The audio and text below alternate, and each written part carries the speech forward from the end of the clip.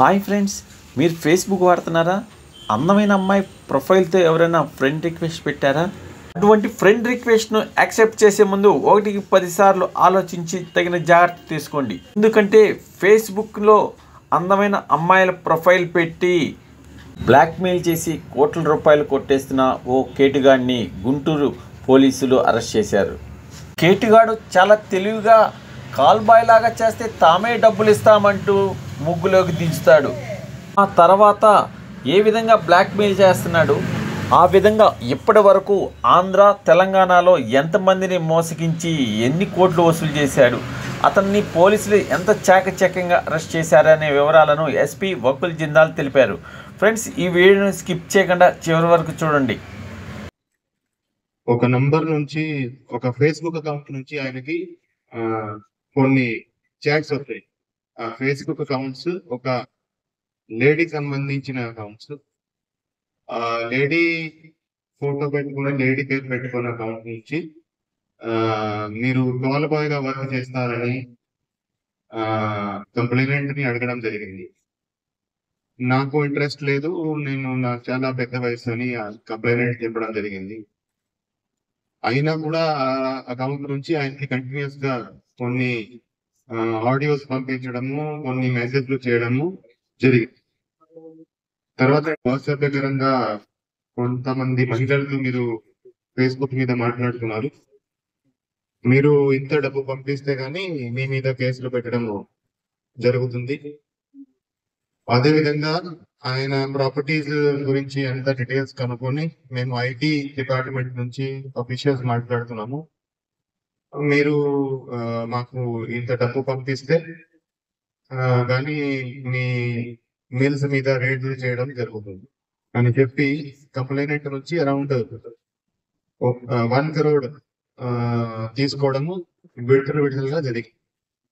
So ఈ complaint వచ్చినాక case register చేసి ఇన్వెస్టిగేషన్ చేయడం జరిగింది.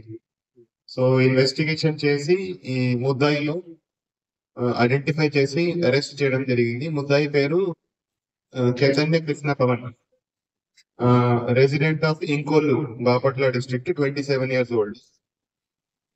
ఇతని మీద ఇంతకు ముందు కూడా సైబరాబాద్ పోలీస్ స్టేషన్ లో, క్రైమ్ పోలీస్ స్టేషన్ లో ఇదే సేమ్ ఎంఓతో ఒక కేసు ఉంది.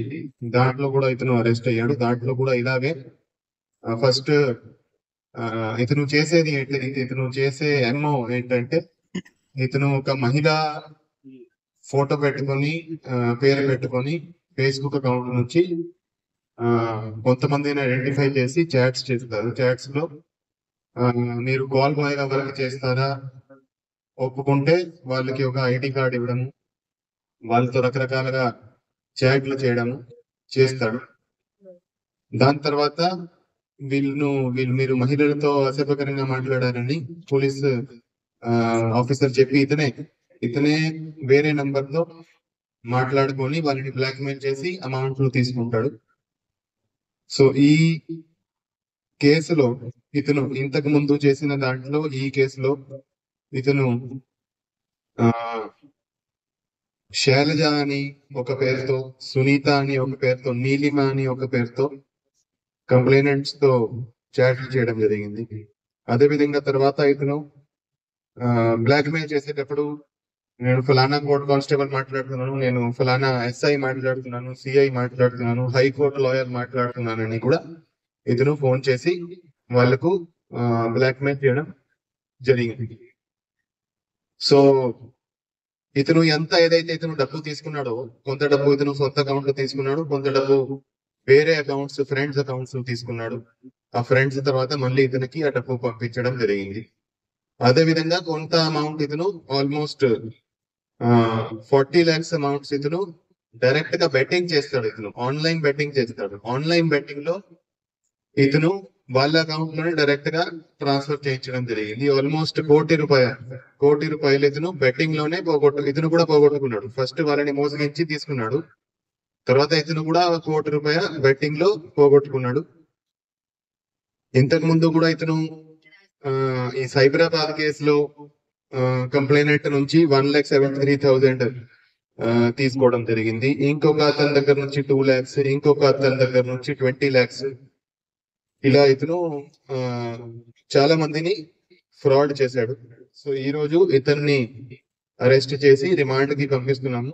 ఇది ప్రెస్ మీట్ ఎందుకు పెట్టడం జరిగిందంటే ప్రజలకి తెలియాలి ఇట్లాంటి మోసాలు జరుగుతున్నాయి. సో ఏ రకంగా క్రిమినల్స్ ఎటువంటి మాయమాటలు చెప్పి ప్రజల్ని మోసగిస్తున్నారు, దాని మీద అవగాహన రావాలి. మీకు ఇట్లాంటి కాల్స్ వస్తే దయచేసి నమ్మకూడదు.